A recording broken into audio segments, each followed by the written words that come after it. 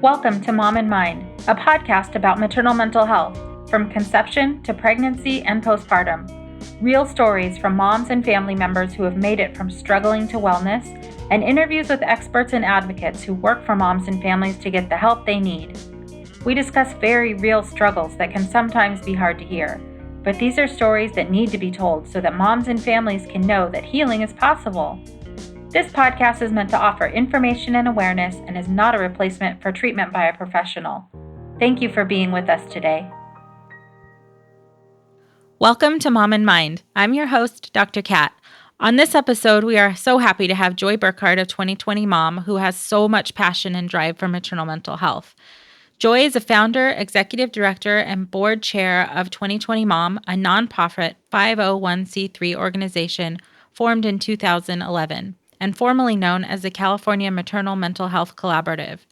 Though the nonprofit is still young, 2020 Mom has become well known for its work convening, collaborating, and inspiring change in the maternal mental health field. Recognizing doctors alone can't fix the maternal mental health problem, 2020 Mom looks at the common denominators in a woman's life during this time and identifies the best practices in its framework for change called the 2020 Mom Project. Recognizing the shortage of trained providers and training programs, 2020 Mom launched a web-based training program in maternal mental health with sister nonprofit Postpartum Support International in 2013. Joy also founded the National Coalition for Maternal Mental Health in 2013. The National Coalition brings together the leaders of other nonprofits focused on maternal mental health to engage in collective impact. In addition to running the nonprofit, Joy serves as a compliance project manager for Cigna, where she has worked for 19 years. Before founding 2020 Mom, Joy had a rich volunteer life with the Junior League, serving most recently as the Junior League's California State Public Affairs Committee co-chair, and was recognized by the Junior League of LA in 2013 with the Founders Cup given to just 4 women in 85 years. Joy is a wife and mother of 2 children, Alex, age 7, and Amelia, 6, and lives in Valencia, California. Thank you, Joy. You've done so much. Thank you for being on with us today, and I'm so happy to have you on and hear more about 2020 Mom. Thank you so much, Dr. Kat. It's a pleasure to be here, and it's always so fun to hear somebody read back your bio, and Right. it is more impressive when somebody else reads it back. You're like, wow, did I do that? Yeah, thank you. That's fantastic. It is quite a lot, and you've kind of come into the field with so much passion and energy, doing so much in such a short period of time. It's really, really pretty amazing.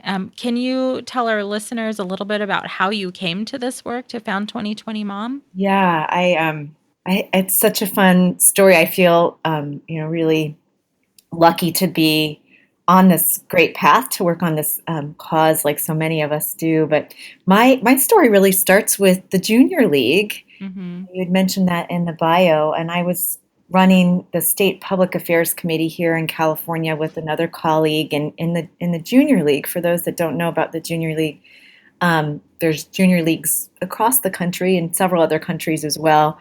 But generally, younger women that are working to improve the lives of women and children in their communities. So, in the state of California, we had a state public affairs committee that brought together 2 representatives from the 18 junior leagues in California to look at legislative opportunities. And what would be really fun every year is that we would ask each of our junior leagues if they had ideas for laws. And so it would be the junior league members that could share ideas, and also the nonprofit partners that the junior league would work with. And it was actually a young junior league member in Los Angeles, her first year, that read an article on a plane ride home after visiting her sister who had just had a new baby. She read an article in Self magazine, and it was about an Olympic athlete whose twin sister had tragically taken her own life, and then her baby's life, and then her own life. Totally unexpected by an amazing close family.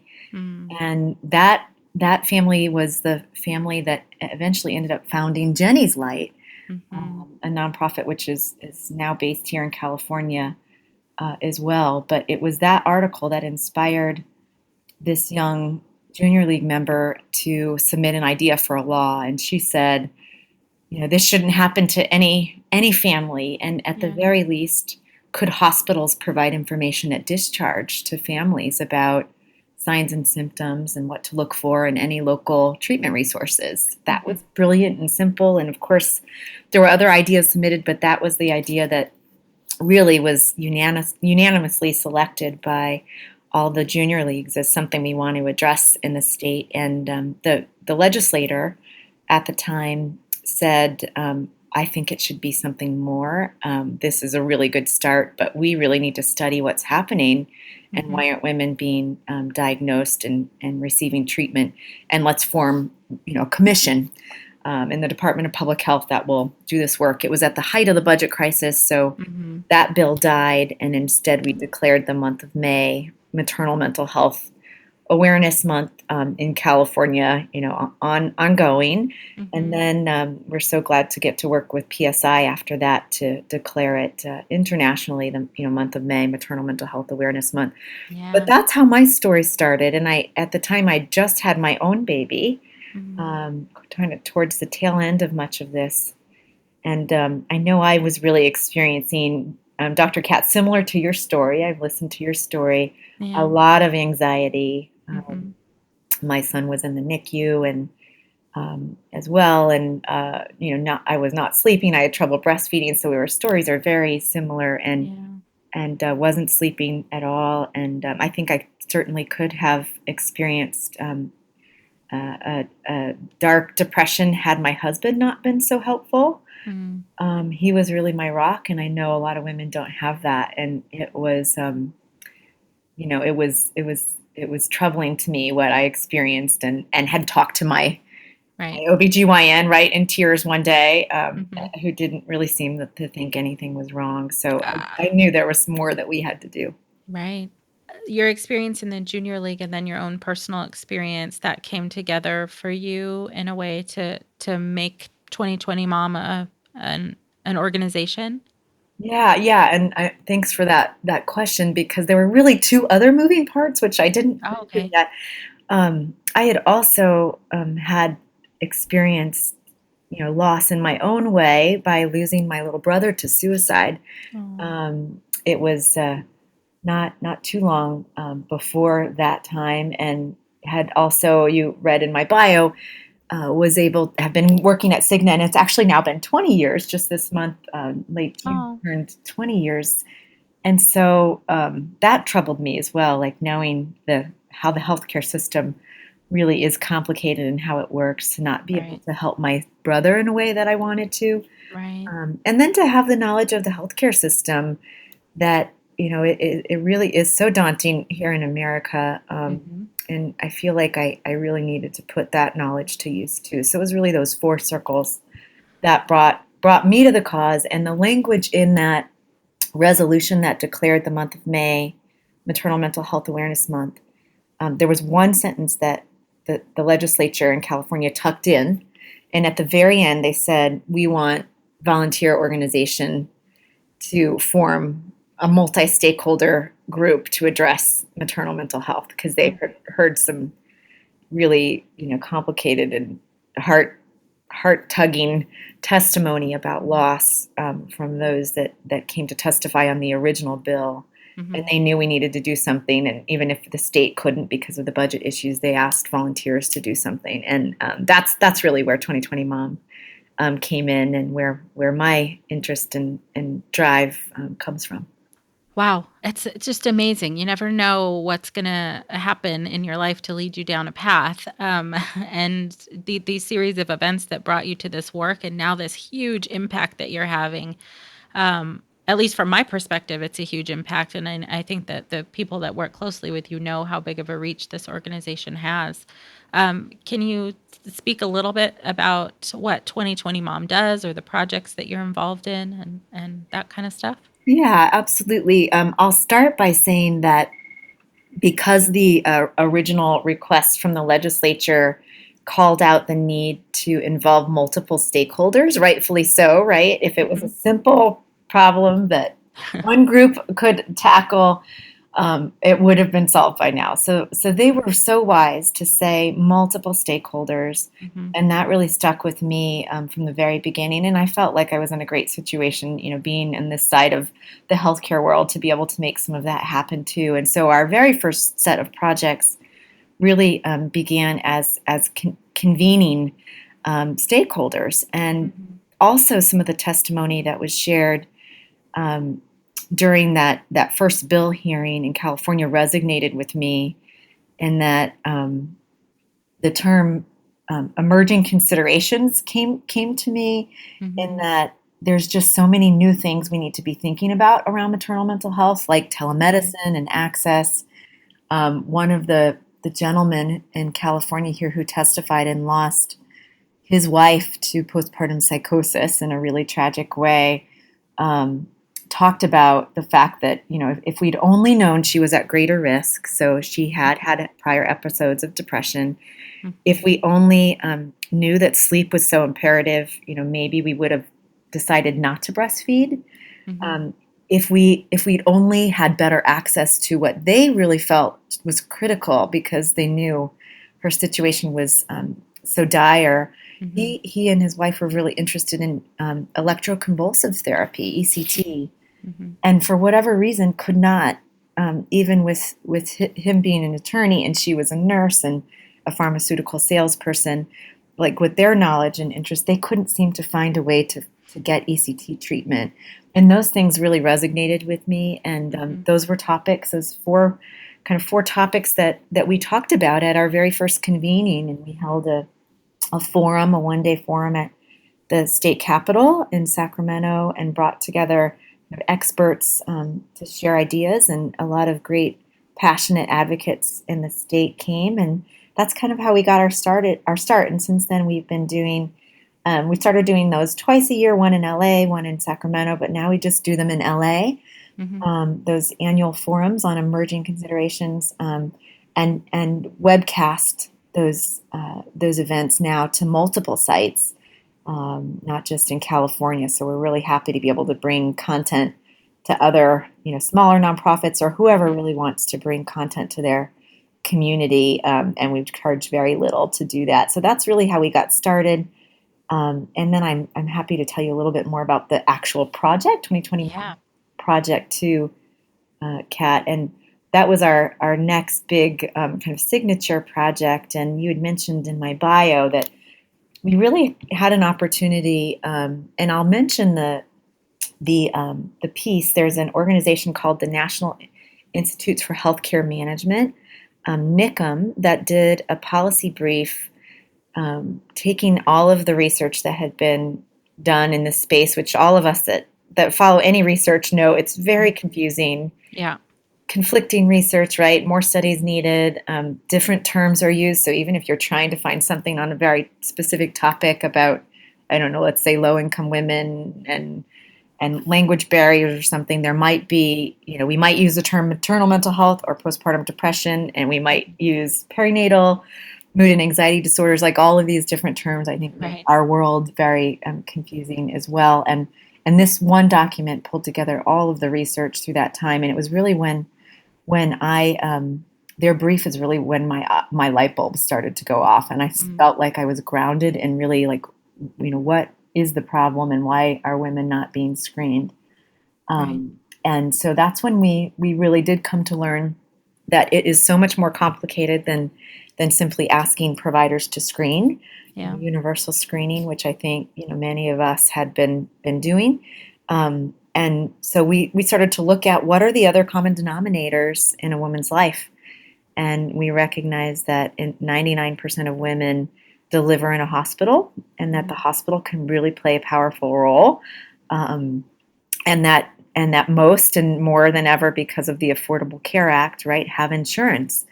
And of course, I could see that there were a lot of opportunities insurers could take. And so, what we've done since then, we launched that as the 2020 Mom Project, Mm-hmm. which looked to essentially accredit or give like a seal of approval to hospitals and insurers that were doing certain simple, easy action steps. And we've changed the Wow. project since to be more like a listing of all of the best practices And there's what we call a whole mom survey on our website.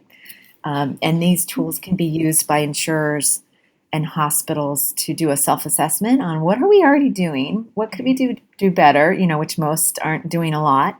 Right. But to have a one centralized place for hospitals and insurers to go to Mhm. for ideas around how they can make an impact. And that's why we changed our name too. People started calling us 2020 Mom, and we changed our name last year, early Yeah. last year, to 2020 Mom, and because we're not limited to California any longer. So About the 2020 Mom project specific, I'm thinking about the other providers or hospitals or insurers who are listening. How would they be able to get involved? Would they be able to contact you directly? Is this something, like you said, that they can go to the website and look up? Because I think this is really important that this be really, really tangible for people, that they can reach out to you guys and understand how to make their hospital more mom friendly. yeah, absolutely. Yeah, so the information is on our website. What we've found really is working best is that there's a champion, right, in a hospital who knows that they need to do something more, and that's how people have found us. We were initially really trying to outreach hospitals and Mhm. kind of push promotion of this, and just found that it wasn't a great use of our time. That we are better time better spent if we waited for people that were really ready to tackle the cause and had an internal champion. And Mhm. so they can find this information on our website. We generally hear from the hospitals and insurers. Right now, we're working with Aetna. Better Health in Illinois is one organization that we're working with on the insurer side, and we've been providing technical assistance at no charge. So insurers and Wow. hospitals can call us and say, how do we do this? Where have you heard that this is actually working? And we Mhm. do have other resources like that on the website, but we're definitely here to provide some one-on-one guidance to the champions about what we've seen that's worked at other hospitals. And it's very much, all of this is very much in the infancy stage, Oh, of course, but we really hope to see much of this grow, and we'd love to see the accrediting bodies like NCQA, the National Committee for Quality Assurance, that mhm. accredits insurance companies to take on these measures eventually, right? That this is Yeah. really should be a stopgap. We want to see these things being looked at by the existing quality organizations. So that's our ultimate goal. Fantastic. I mean, this is so, so, so needed. And I think 2020 Mom fills in a lot of gaps. Getting things from ideas to being done is really powerful. I think that's where you guys, I mean, you do a lot so well, but this is really actionable stuff, things that the how to, the let's do this part, going from, oh, well, that would be nice to, okay, now we're doing it, is seems to be a big part of how you help maternal mental health issues get addressed. Well, thank you for that. That's our hope, of course, and it's very, very. It's not easy work, and again, it really No. requires like those that are interested in the field to know we're here, and we do appreciate so much the advocates that are in this space that let their own hospitals or insurers, if they've got a friend that works at an insurance company who may have suffered, or this is Mhm. how it all works, word of mouth. So. Right. Yeah. And so you mentioned you're working on a project in Illinois, and then I want to bring the attention to the national work that you're doing and the National Coalition for Maternal Mental Health. Can you explain what that is? I think being somewhat newcomers to the space compared to some of the other nonprofits that have been doing this work for much longer, um, had a great opportunity to get to know some of the nonprofits one on one, Mhm. including Wendy Davis, this amazing executive director at PSI, who I Mhm. adore, and Catherine Stone at Postpartum Progress, who's got so much passion and drive Mhm. and determination, and such an amazing following of women because of the work Yeah. on the blog, and Mother Woman in Massachusetts, whose passion really lies with providing support through peers and support Mhm. groups, and also doing great community work in Massachusetts. Those groups, and then many other advocates. We had a chance to really get to know. I had an interest in starting to engage national stakeholders like the March of Dimes and Mm-hmm. the NIMH, the National Institutes for Mental Health, are a couple of examples. ACOG, the American College of Obstetrics and Gynecology, we were talking with, and we held what we call a stakeholder meeting. So we were doing this early on too, not a forum where we bring content, but just an opportunity to bring all of the stakeholders that we believe should hear the latest about maternal mental health to the table and give them a chance to talk about what's happening in their world and just plant some seeds. And we did these stakeholder meetings in California and one in DC, and we had invited these great players in the nonprofit space to join us on that call. Um, and it really, I think, took us to the next level. We met in DC and we had ACOG and we had the Leapfrog group that does hospital quality work, and we had the Joint Commission that does hospital accreditation, quality management work at the table, and several others. Interestingly, it was the first day that the government shut down at a federal level Oh in boy. 2013, and also the day before Miriam Carey had driven her car into the pillars at the White House. Mm. And so it was just a fascinating time to be there and to be Yeah. focusing on what we were doing. But that really started this work. We thought, let's continue to do this and engage stakeholders. We all want to, hear from these folks and be engaged. Let's do it together collectively. And also at the same time, there was a junior league that had really picked up the cause, the Junior League of San Francisco out here in California, that wanted to create a social media campaign for May, for the month of May. And we decided, boy, it could be very powerful if we all got behind one uniform campaign. Let's do this together. And that's really what propelled us to form and have this official project and group of members meet pretty regularly, those two causes. And now we are also engaged in federal advocacy. Folks may know there's a lot happening, that we have this amazing volunteer advocacy chair that Jamie Belcito that's leading the work, who people have just fallen in love with She's because of amazing. her passion, yes, and great sense of humor. There's no better person to be doing that work, and Right. she serves as our advocacy chair now. We really would love to have listeners, if they want to follow what's happening at a federal level, to log on to the National Coalition website, and I can share that really quickly. It's MMH, Maternal Mental Health Coalition.com, mmhcoalition.com, and you can find the latest. Just yesterday, some of the legislation was folded into a larger mental health bill, so things are going to be changing, and that's where you can find the latest information about how to get involved. We also had our first lobby day this May, and great representatives from all of the member organizations and others who've had loss came and shared their stories and met with their Congress members and state senators, and it was phenomenal.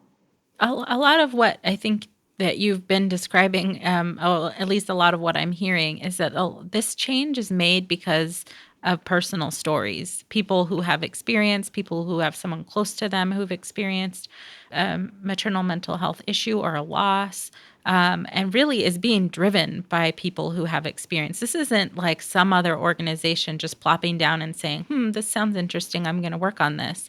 This is really passion driven. It's experience driven. And the work that you guys are doing, it is so powerful because of that.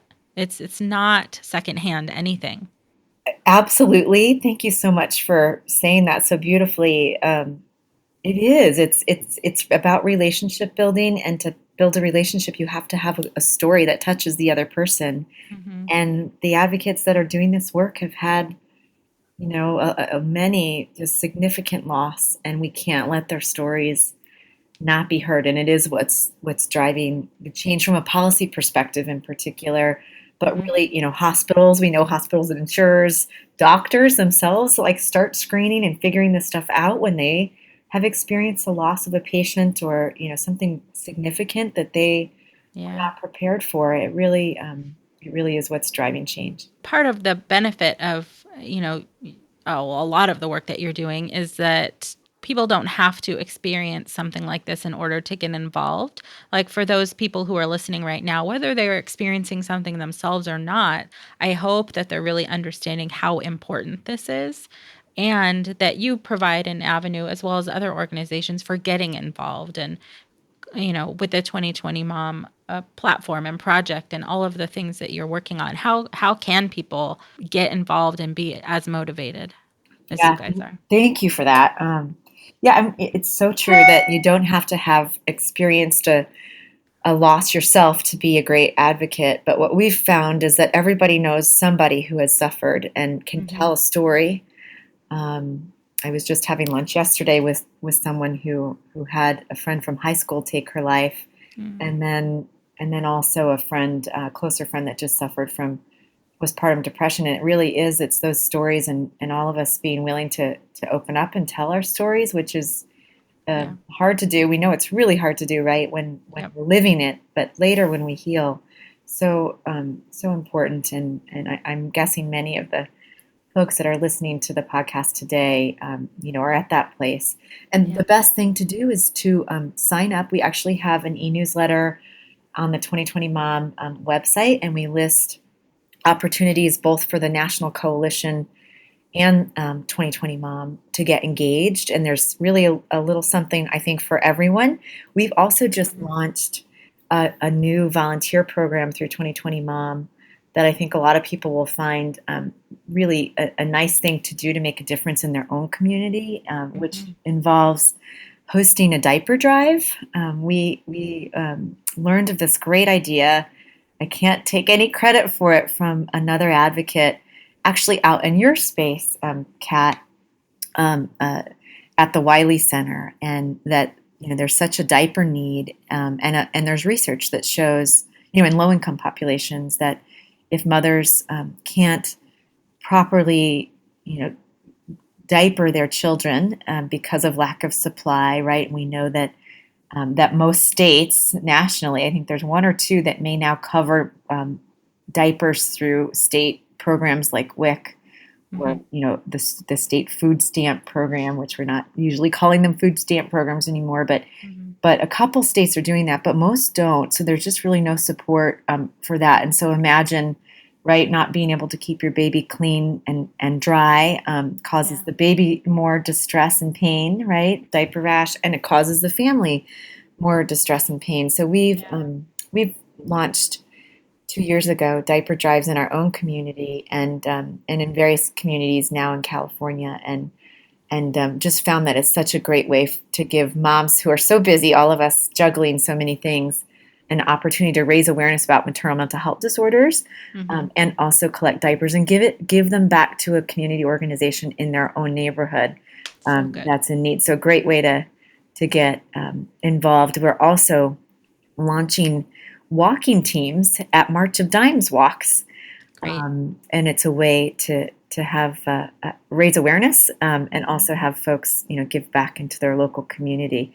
This year we partnered for the first time to do this with another sister nonprofit, Maternal Mental Health Now, and we passed out balloons that list the up to 1 in 7 or up to 1 in 5 women will suffer from a maternal mental health disorder, and Postpartum Support International's warm line on the balloons, and then tied palm cards or just awareness cards to the strings, and then Mhm. all of our kids passed them out to the kids on the walk, and it was Oh. lovely to see balloons all through the walk tied on strollers. Yeah. And I felt like it was just one of the most impactful things we've done to raise awareness. And we want to expand the walking teams to raise money for our cause too. And we'll share the funds with the March of Dimes. So we're excited about That's those two great. new opportunities for folks next year. That's so good. I love that all of the projects that you do are so collaborative and inclusive, and it's really it's not just about 2020 moms standing alone and doing stuff. Although you do have projects that are solely yours, but it's about collaboration and engagement and really getting everybody on the same, doing things together. It's fantastic. Yeah, thanks for that. It's been just been fun, and I think I've just been so lucky to get to meet all these amazing people, and you just can't help but see where we should be collaborating when we know we also know the niches, right? Like we all have our own niche, and we need all of these players to be doing what they're doing, and we no one organization can do it all. Hmm. There's organizations that have been around a long time, like PSI, who are really doing great work, and I think will always kind of serve as the mothership. But there are great gaps that are being filled um, by some of the other organizations as well, and we can come Right. together when it makes sense to do so, and raise collective impact. Yeah. Great. That's awesome. So before we wrap up for today, are there other things that we should be sure to mention or anything we forgot to mention about the work that you're doing? There is one more thing. So I just love all your questions. I didn't mention one of the other projects that the 2020 Mom organization has had an opportunity to go back and do. I knew when we heard that the original legislator thought that the idea, right, needed to be much bigger than providing information at discharge. He Yeah. said we really need to run a commission.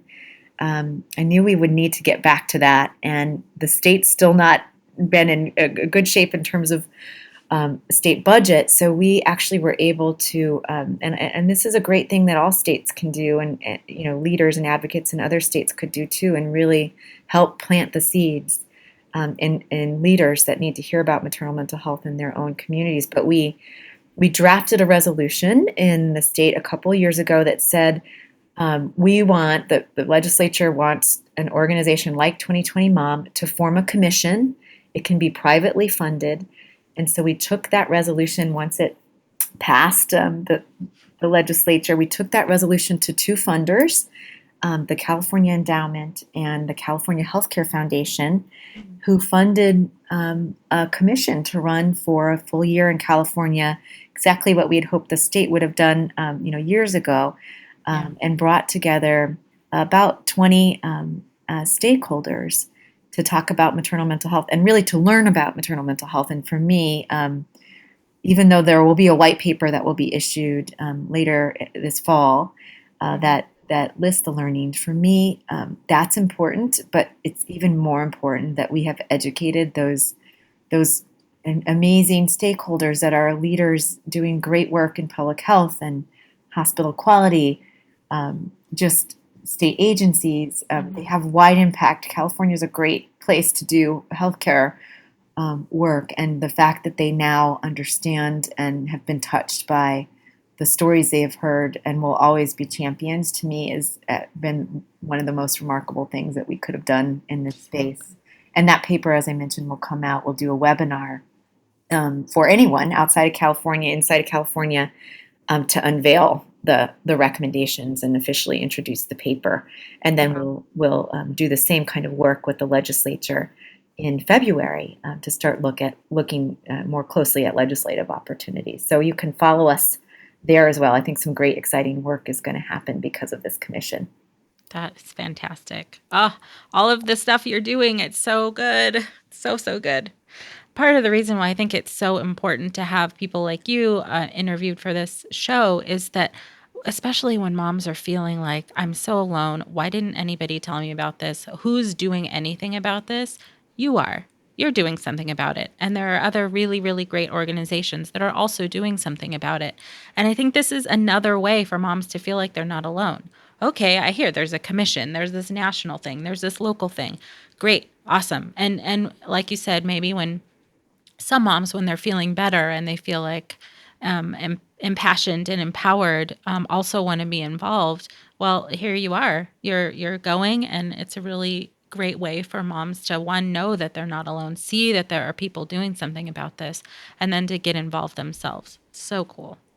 Yeah, thank you. It is great. And I love hearing you say it so eloquently. You give me goosebumps hearing what you're Oh, saying back. good. Thank you. Good. That's our Thumbs all dream, around. right? That's our dream, to have moms be able to share their story in a powerful way that will actually, make a difference. That's Yeah, what we're hoping to do. Yes.